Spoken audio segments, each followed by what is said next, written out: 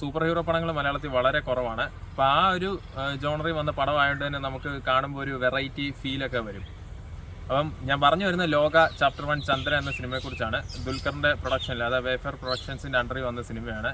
ഇതുപോലെ കല്യാണി പ്രിയദർശൻ, നസ്ലൻ, ചന്തു, സലീം കുമാർ, പിന്നെ അരുൺ കുര്യൻ തുടങ്ങിയവരൊക്കെയാണ് മെയിൻ ലീഡ് റോൾ ചെയ്തുകൊണ്ടിരിക്കുന്നത്. പിന്നെ അതിൻ്റെ കൂടെ തന്നെ സാൻഡി മാസ്റ്ററിൻ്റെ പെർഫോമൻസ് ആണ്. അദ്ദേഹം ഇതിനകത്തൊരു പോലീസ് ഓഫീസറാണ്. ലിയോ എന്ന സിനിമയിലൂടെ എല്ലാവർക്കും സുപരിചിതനായ ഒരു ആക്ടറാണ് സാൻഡി മാസ്റ്റർ. അദ്ദേഹം ഒരു കൊറിയോഗ്രാഫറാണ് മെയിനായിട്ട്. അപ്പം അദ്ദേഹത്തിൻ്റെ ഒരു വില്ലൻ ക്യാരക്ടർ നല്ല രീതിയിൽ തന്നെ അദ്ദേഹം ചെയ്തിട്ടുണ്ട്. അത് എടുത്തു പറയേണ്ട ഒരു പെർഫോമൻസ് ആയിരുന്നു. കല്യാണി പ്രിയദർശൻ്റെ ക്യാരക്ടർ എന്ന് പറയുമ്പോൾ ഒരു സൂപ്പർ ഹീറോ ക്യാരക്ടറാണ്. അപ്പം ആക്ഷൻസും കാര്യങ്ങളും ഒക്കെ തന്നെ ഈ സിനിമയിൽ പോകുന്നുണ്ട്. സീരിയസ് ആയിട്ട് തന്നെ ആദ്യം മുതൽ അവസാനം വരെ സീരിയസ് ആയിട്ടുള്ള റോളാണ് കല്യാണി പ്രിയദർശൻ്റെ.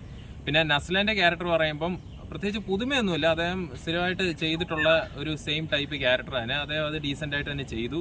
പിന്നെ എടുത്തു പറയേണ്ടത് ചന്തു സലീം കുമാറിൻ്റെ പെർഫോമൻസ് ആണ്. കാരണം അദ്ദേഹം പെർഫോമൻസ് എന്ന് വെച്ച് കഴിഞ്ഞാൽ അങ്ങനെയല്ല, അദ്ദേഹം ചുമ്മാ ഈസി ആയിട്ട് ഇടുന്ന കുറച്ച് എക്സ്പ്രഷൻസും കാര്യങ്ങളൊക്കെ ഉണ്ട്. അത് നമുക്ക് സലീം കുമാറിനെ ഓർമ്മപ്പെടുത്തുന്ന രീതിയിലുള്ള കുറച്ച് എക്സ്പ്രഷൻസ് ഒക്കെ അദ്ദേഹം ഇടുന്നുണ്ട്. അത് അത്യാവശ്യം നമുക്ക് എൻജോയ് ചെയ്യാൻ പറ്റുന്ന ടൈപ്പ് ഐറ്റം ആയിരുന്നു. പിന്നെ ആക്ഷൻ സീക്വൻസ്, ഗംഭീര ആക്ഷൻ സീക്വൻസ് എന്നൊന്നും ഞാൻ പറയുന്നില്ല, എന്നാലും ഒരു സൂപ്പർ ഹീറോ പടത്തിൽ വേണ്ട ഒരു ഡീസൻ്റ് ആയിട്ടുള്ള രീതിയിൽ ആക്ഷൻ സീക്വൻസും വർക്കൗട്ട് ആയിട്ടുണ്ട്. പിന്നെ മെയിനായിട്ട് ഇതിൽ ഒരുപാട് ക്യാമിയോസ് വരുന്നുണ്ട്. അത് എക്സ്പെക്റ്റ് ചെയ്തതും എക്സ്പെക്റ്റ് ചെയ്തിട്ടില്ലാത്തതായ ക്യാമിയോസ് ഇതിനകത്ത് വരുന്നുണ്ട്. അത് പ്ലേസ് ചെയ്തിരിക്കുന്ന രീതിയും വളരെ രസമായിട്ട് തന്നെയാണ് പ്ലേസ് ചെയ്തിരിക്കുന്നത്. അതൊക്കെ ഈ ഒരു സിനിമയുടെ ഏറ്റവും വലിയൊരു പോസിറ്റീവ്. പിന്നെ പ്രത്യേകിച്ച് ഡൾ മൂമെൻറ്റ്സ് ഒന്നും സിനിമയിലില്ല.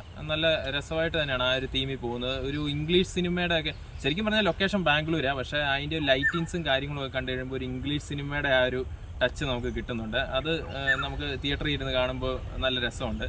പിന്നെ നമ്മൾ ഈ ബ്രഹ്മയുഗത്തിലൊക്കെ കണ്ടിരിക്കുന്ന പോലെ ഫുൾ സ്ക്രീൻ ഇല്ല, സ്ക്രീനിൻ്റെ കുറച്ച് കുറഞ്ഞ ഒരു വേർഷനാണ് തിയേറ്ററിലൊക്കെ വന്നിരിക്കുന്നത്. ഐമാക്സ്, 4DX തുടങ്ങിയ ഇതുപോലത്തെ അങ്ങനത്തെ തിയേറ്ററുകളിൽ പോവുകയാണെങ്കിൽ ചിലപ്പോൾ ഫുൾ സ്ക്രീനൊക്കെ ഉണ്ടായിരിക്കാം. പക്ഷേ നമ്മുടെ ഇവിടുത്തെ തിയേറ്ററുകളിൽ കുറച്ച് ഹാഫ് എന്ന് പറയാൻ പറ്റത്തില്ല, ഒരു 3/4 എന്ന് വേണമെങ്കിൽ പറയാം. അത്ര ഒരു ലെങ്ത് ഉണ്ട്.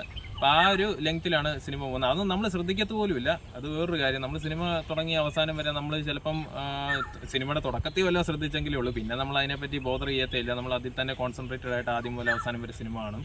ആ ഒരു രീതിക്കാണ് പോകുന്നത്. എന്തായാലും എൻ്റെ ഒരു അഭിപ്രായത്തിൽ തിയേറ്റർ വാച്ചിന് പറ്റിയൊരു സിനിമയാണ് ലോക. എല്ലാവരും പോയി കാണുക. ഒരു മസ്റ്റ് വാച്ച് തിയേറ്റർ എക്സ്പീരിയൻസ് ആയിട്ട് എനിക്ക് തോന്നി.